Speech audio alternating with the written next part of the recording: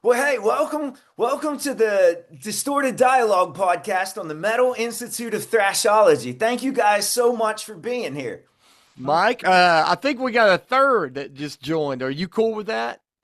I'm cool. Bring more the better, right? All right. Our guitar player Tony Rohrbaugh is joining in from his place of domicile. So you Yes. guys are out of Charleston, West Virginia, then, right? Yeah, kind of based there, but now only two of us live here. The rest of us are kind of scattered around West Virginia and Pittsburgh.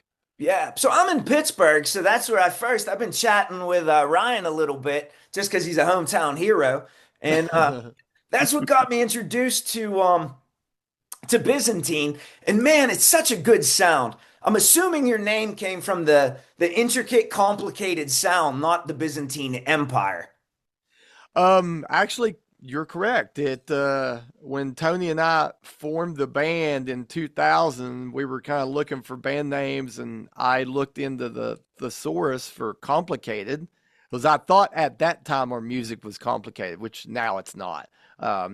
But Byzantine was one of the synonyms, so we went with that. And then we ran with the whole Byzantine Empire trope, Okay.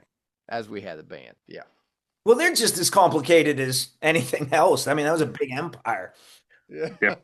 But I think it's a great name for your sound. Even on your first record, I don't remember the name, the one from 2000, uh, which started it all off, really is a complicated record. And I still think Harbinger, which is coming out June 13th, I've only heard the two songs so far, but I think that's also intricate and complicated as well.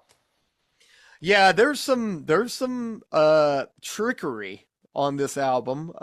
The first song is a little more meat and potatoes, kind of introducing everyone back to the band since we've had an 8-year layoff. But as the album goes, it gets a little bit more technical. And then there's some spots where we kind of let off the gas. We have a nice ebb and flow. That's what we've always tried to do throughout our whole discography is have a good sonic ride. Yeah, it's evident. I mean, the album, all your albums flow really well. There's like a nice flow to them. It doesn't sound like, like it's just thrown together. You can tell like you guys really spend a lot of time investing in just writing and, getting that writing process so solid. That I mean, the musical execution is great too, but the writing Thank is you. really what grabbed me. Now, Tony, you're the lead guitarist? Well, actually, Brian plays lead too. We both do lead. OJ plays lead actually. Okay. So it's a mixed bag of who covers what. It's The thing about Biz is there have always been really good guitar players in the band. Even originally, like Skip, our second bass player, and Matt, our first drummer, were really good guitar players. So it just Mhm. seems like that's the start. You guys are like Maiden on steroids, like 52 guitar players out there on stage. Yeah, even Ryan. Ryan is a guitar player who Yeah. just so happens to be playing bass for us so he can be in the band. Yeah. Yeah. So, So I guess that's probably like when I listen, like I'm just starting to go down the path of learning guitar. And like I really paid attention to all the different riffs as I listened over and over and over. And they're so intricate. Do you think because you guys all have that guitar background that that's where that intricate guitar work really comes in? Hmm. I think some of it's that. I mean, there's some good musicians. I also think it's because OJ plays drums really well, and a lot of the riffs are very rhythmic. So there's a lot of polyrhythms and weird things you have to count that a guitar player alone might not come up with. But if you play drums or have a background in drumming, you can kind of imagine these polyrhythms. Some of that complicated stuff are the influences we grew up with too. Like I'm just thinking, off the top of my head, like Meshuggah was a huge influence, and they have really strange polyrhythmic riffs. There was a band back in the day called Cynic that had some Oh, really so crazy good. riffs. So Yeah, yeah. good. So there's I mean it's if you're going to steal from bands, steal from good ones, and, and try to incorporate that into your mix. Definitely. And I just saw Meshuggah a couple weeks ago, and I was listening to your album. I could definitely pick up on that influence, but it's almost like your stuff seems, and I think Meshuggah is really complicated, but it seems like your stuff is even further intricate. And it's just a lot. And I didn't know like because when I review or like I put things in the comments to like, for the algorithm, I'm always looking like, hey, what band do they sound like or what genre of music to just give a general description to like listeners. And I think like out of all the bands I've ever done, I think yours is probably the hardest for me to like corner, like pin down to a corner Yeah. because there's so many different influences. Yeah. Tony and I, when that was our main goal was to take a mixed bag of everything we love, steal from all of them, and hopefully we would come up with our own unique sound. And I think maybe that's what you're trying to pin down is all those influences that we have tucked and nestled in to make a Byzantine song. Yeah. You steal stuff Yeah. and then you try to hide the seams.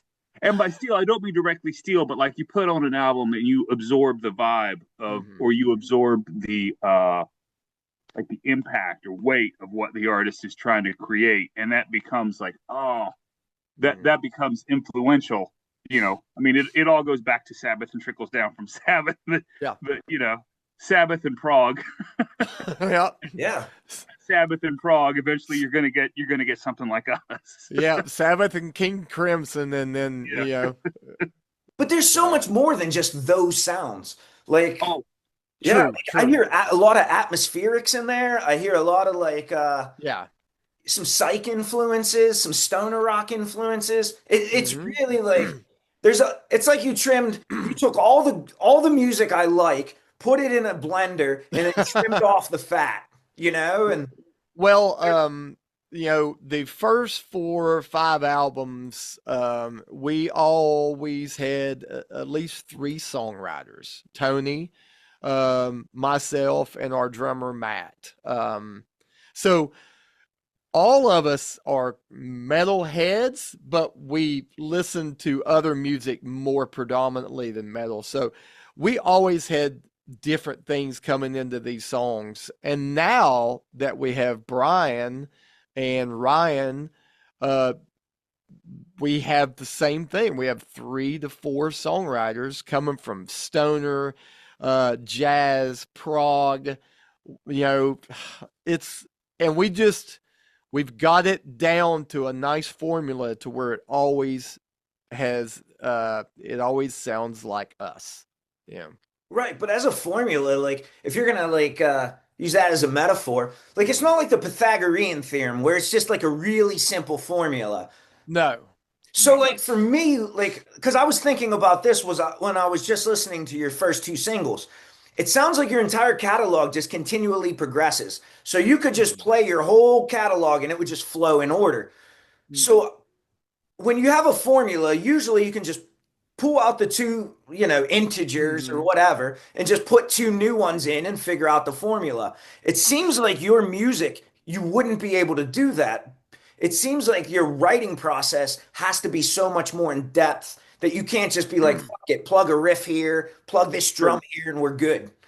The It the just seems formula is the formula is a hell of a lot of working and rewriting. like, like okay. Yeah. like the formula is and I didn't have I didn't contribute anything to the new album other than a solo. I came on at the last minute, but I know for Byzantine, everybody writes riffs and then you bring the riffs in, and then there's this process of carving and sticking things together, and then you do that further and you edit further and you edit further. So it's a lot of there's the raw riffs and the raw ideas, but a lot of it is just working and reworking and reworking and reworking, because you can have the heaviest, chuggiest riff in the world, and if you get the arrangement wrong, it loses all its weight.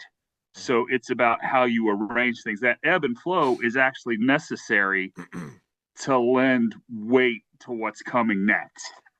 You have to pull back before you come back to it. Yeah. And you can get that. I know, like OJ taught himself recording, for this album and built that studio, and you can kind of hear the influence of. I hear Steven Wilson, Hmm. which is one of his big influences, and Steven Wilson's a noted producer who worked with Opeth and has Porcupine Tree, and I think probably. I never met him, but bringing Peter in to help with the album and help chip away at some of the arrangements made for a more cohesive thing is what it sounds like to me when I hear the album. Yeah. Is Sure. that Yeah. am I talking out of school, OJ, or does that sound about right? No, you're dead on. You're dead on. And like um Mike, you're talking about we were talking about a formula. Not our formula has always been more just organic per se. We don't have an end goal and we pull two things out and put two things in and try to get there.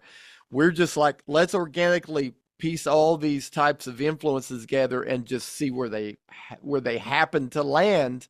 And if we're happy with it, we go with it. If we're not, we keep carving away at it. Yeah. So I think if you go at writing songs knowing I want it to sound like this, then your stuff is going to sound formulaic. But if you go by feel and energy, then it's going to turn out sounding something that's fresh. Yeah.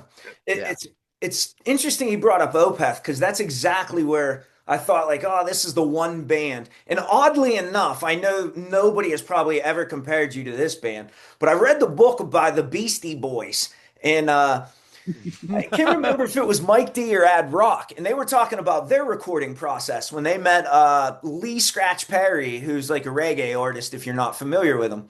And they were talking about how they had certain sounds in their head that they really wanted to mimic. So they would, back in the day before they had everything electronic, they would get the old records and reels and they would like literally splice it, tape it together, piece that piece in.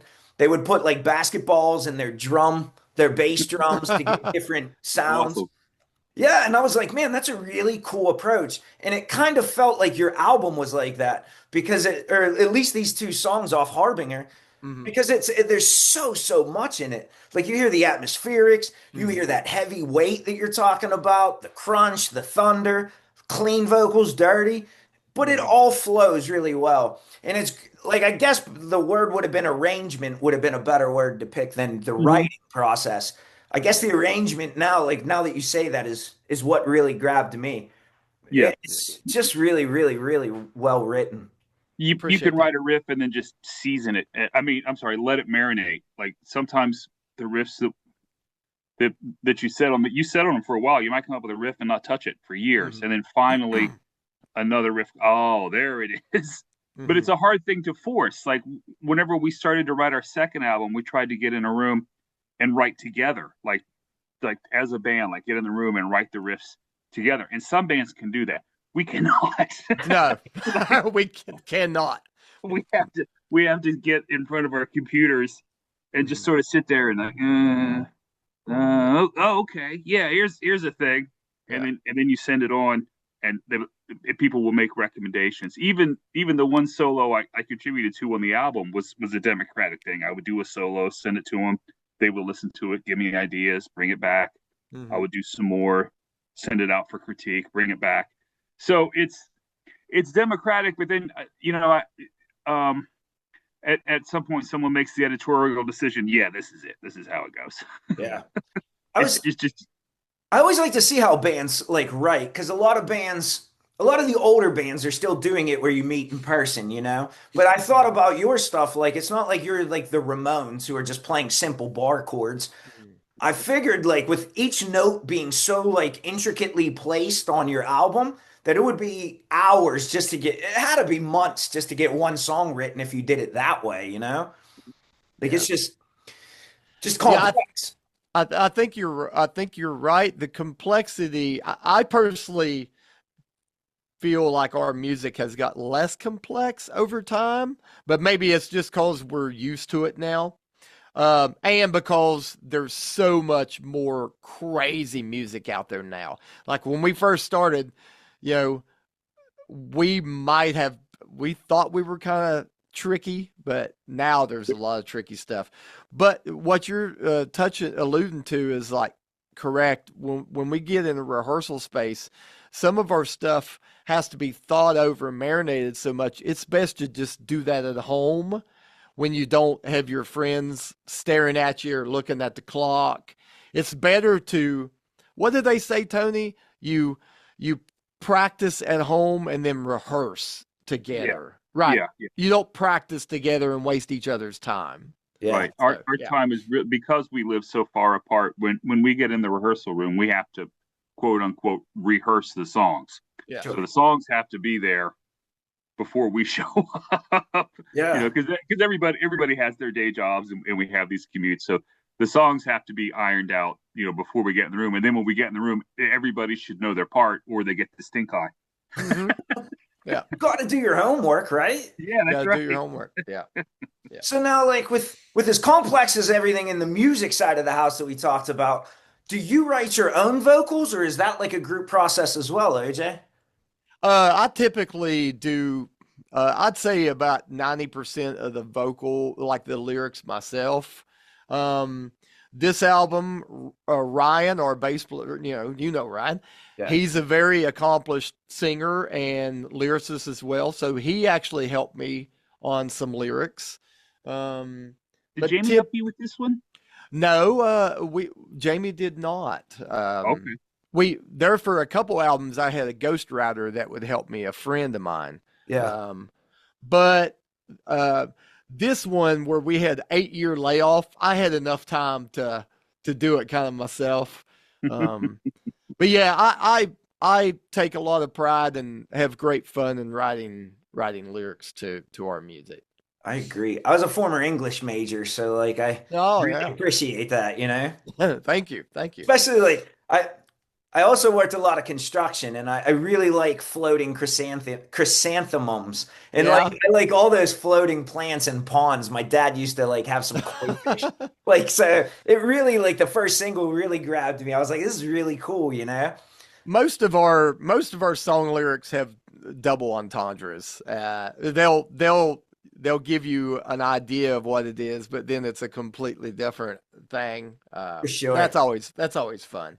Yeah, I'm sure it definitely isn't about a flower. You know what I mean? No, it's not. Yeah. Sure. So, where do you get your influence or your influence, I guess, for the lyrics? Do you get them based off of like what the song feels like, or is it just out of life experiences? And you make it work to the song? I have always done the lyrics last. We will always focus on the music.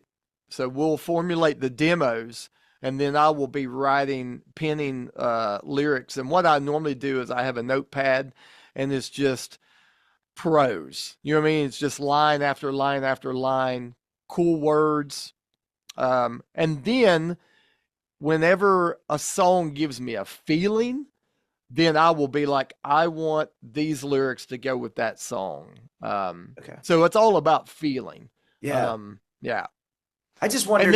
And then I just literally make the words fit. You know what I mean? Yeah. Yeah. Yeah.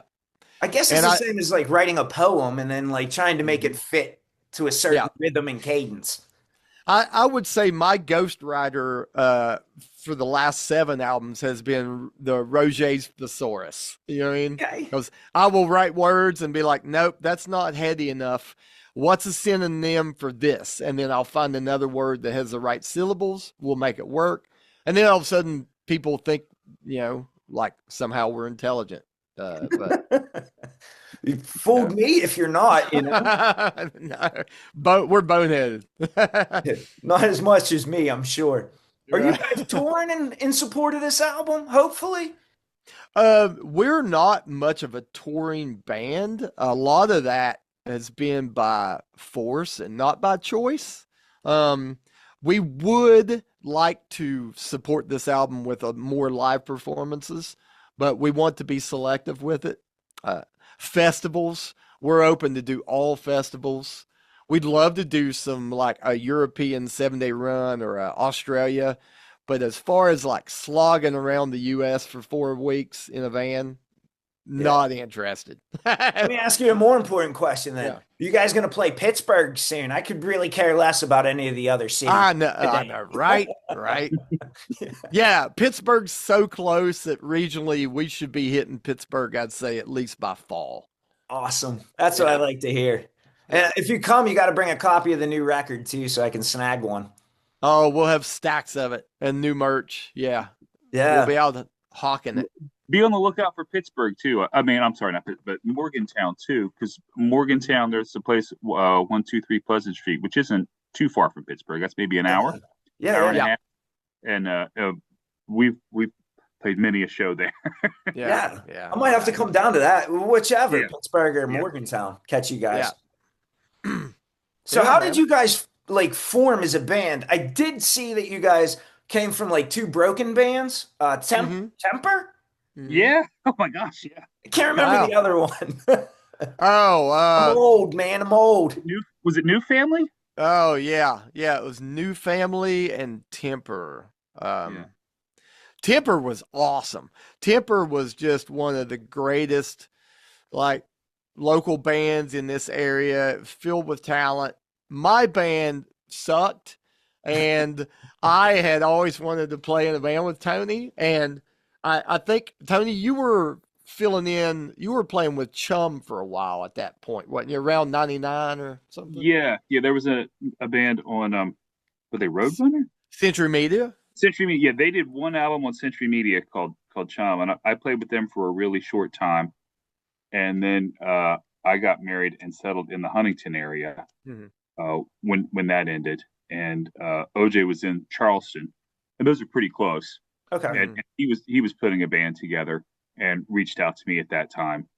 Yeah. And he already had like most of the first album already written at that point. So Mhm. we had some tunes locked and loaded. It was just a matter of getting the correct personnel to complete the rest of the lineup. For the first, I don't know, couple of years, we gigged with a drum machine. It was him, me, a bass Yeah. player, and a drum machine because we couldn't find a drummer Sure. that could pull off the stuff competently and wanted to work on it. And until we found our first full time drummer, Matt. So Yeah. that's sort of where it all started, and then with Matt, it really started to flow. We started to play shows around here and Yeah. started to gel and find our sound. I found it surprising that you guys formed in 2000 and released an album in 2000, and it was such a strong album because it's sort of like, you didn't have much time together as a band, I would say, to like really hash things out. Uh, our, Yeah, our our first album came out in 2004. Oh, I don't know why I thought it was 2000 because I have Yeah. 2004 written here. So it did take Yeah. 4 years. yeah. We had done like a ton of demos before Mhm. then, and Yeah. put a bunch of even working with. I remember still working with 4-track tape and a drum machine in the basement of my apartment where we were demoing ideas out, and then we went to a friend and did demos. But it wasn't until we got a drummer, Matt, and Mhm. really started hitting it hard that we got the attention of regional acts like Lamb with God and some others who took us under their wing and helped us navigate the industry a bit. Mhm. So you've toured with Lamb of God twice now? We did a lot of short West Coast runs with Lamb of God. They're actually who discovered us. Like, Okay. Chris Adler found out about our demo and then contacted us, and they were getting ready to release their second album, which was called As the Palaces Burn.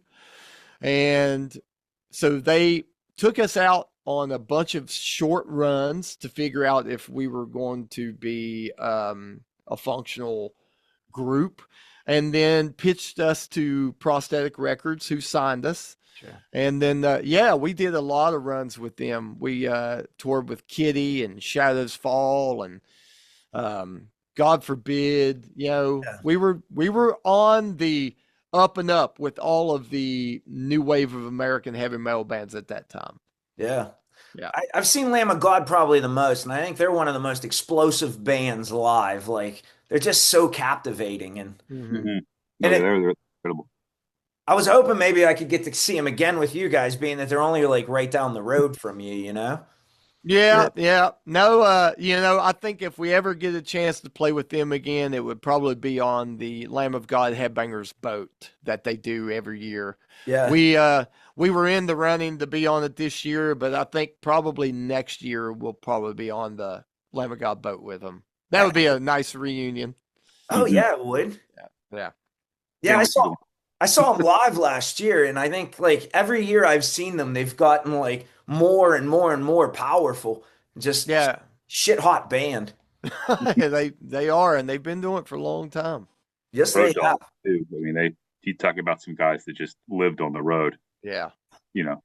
And at the time when we were coming up, that was the difference. You really had to live on the road, Mhm. to get anywhere. They just were playing hundreds of shows a year. Yeah. But So back in like 2000, I was just thinking, back in 2004, your sound had to be leaps and bounds ahead of anybody because like you said, I was trying to think of other bands that would be like comparable around that time frame. And I think back then it was like Linkin Park and Disturbed that were like the big bands. Yeah. You're mhm. obviously way more intricate than that. System of a Down was big too. I remember. Yeah, I yeah, remember yeah. Yeah. that Yeah. everywhere. Yeah. Um, yeah, I mean, we tried to come out with a really strong debut album. I personally think sonically it was underwhelming. It doesn't sound great. Oh, Um, I think it's awesome. I well, love thank you, Thank thank you. you.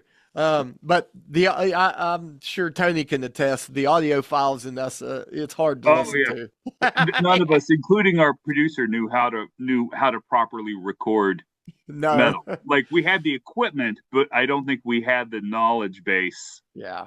at the time. Now people can make. I mean, if you have some engineering skill and some plugins and things, you can make really good sounding stuff for not a lot of money because the technology has gotten cheaper and more accessible. But at the time, we were working on a hard disk recorder. Like we didn't know how to edit things, and a lot Mhm. of those tools just didn't exist. Or Yeah. just even properly miking a cab to get the chunkiest tone. Like some of that stuff just Yeah. wasn't real clear to us at the time. I, I I definitely feel we made a huge leap sonically from our first album to our second album. The second album we hired Brad Divins from Wrathchild America to produce, and we got Drew Mazurek to be the mixing engineer. And that album I think sounds like it sounds like an organic band in the room, but somehow a sledgehammer at the same time. Yeah. That album is a great listen. I listen to a lot of like Doom and Pagan Altar and even some punk rock. So production, like sometimes the shittier production is There we better for go. me. You Yeah, know, I yeah, just prefer it. There you sure. go. I was talking to Cyrith Ungol a couple weeks ago, and Mhm. they were saying about how I was telling them that my favorite songs were their early songs because the production was so shitty. It Mhm. sounded like true black metal to me, and I was like, it took away like the power metal feel for me, and it was just Right. Right. so good that he was like, I hate those, or I didn't like the production, and I was like, oh Yeah. man, fucking do more of that production, you know? Yeah. Yeah, it's a weird relationship between the band and the fan because the fan might want it to sound like a band in the room, and the band might want to sound like Pink Floyd The Wall. And if it doesn't get there, the band is unhappy with the product. But we end up figuring it out pretty soon where we wanted to be sonically. Yep. And part of it's having a healthy disregard for your audience in some ways. Like if you're gonna grow and you're gonna get better, you have to not even pay attention to the expectations and just explore your own path. And sometimes it takes you in a direction the audience might not appreciate. I mean, you could be ACDC and make the same album 20 times. And Can't stand, I do not like AC/DC yeah, because they so put out the same album they 20 do the same times. album, Yeah. you know. Yeah. But, yeah, and not, God love him. Hats off to him for keeping it going all these years. Oh But yeah. yeah, I mean, but but if AC/DC tried to explore that sound further, I think it would leave the fans, or tried to go deeper. Mm. They're not really about going deep. Right, right. Yeah. I get sent a lot of music. I started reviewing like for this company out of France and for like playlists and stuff. And I always feel weird because like sometimes I'll tell a band like, "Hey, this is a great industrial record," and they'll be like, "It's black metal," and I'll say like, "No, it's not black metal to me." Then they get mad. They're like, "It's black metal," and I'm like, "I'm sorry," like it's just See, metal, dude.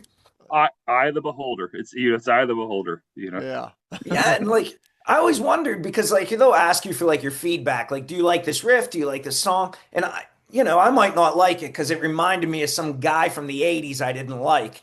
And Hmm. so when you tell the band that, you're wondering like if you're really listening to this much feedback, like how do you process, all the critics, the fans, the That's a good point. Normally, I find the best way to navigate that is to not listen. yeah, Ask their opinion, appreciate it, but don't sit on it. right. Music is subjective, and to be honest, like Tony and I and Brian and Ryan, we write it for ourselves anyway. If everybody else loves it, great. If they don't, we got to be happy with it first and foremost. Yeah. If you think it sounds like black metal or industrial, I'm like, hell yeah. All right. Yeah, go with it. Yeah, I think the important part is just the enjoyment factor to me. Yeah. But I feel weird, like as a critic or interviewing people, like I have to do the due diligence of looking your history up. It's your art. Mm. Like this is you put a lot of heart and soul in this. You got to take it serious. Yeah. Mhm. Yeah. Yeah. Well, I hate to cut this short. I'm running out of time. You That's guys got okay. probably a shit ton of interviews today. So thank you so much for stopping by and hanging out and having a great chat. I really appreciate it. You're Hey, welcome, no problem. man. It was great talking to you. This was a lot of fun. Yeah. Yeah, Yeah. awesome. I had a blast too. And I hope we can hang out like at a show or something. Yeah, maybe if we can get to Pittsburgh, beers all around.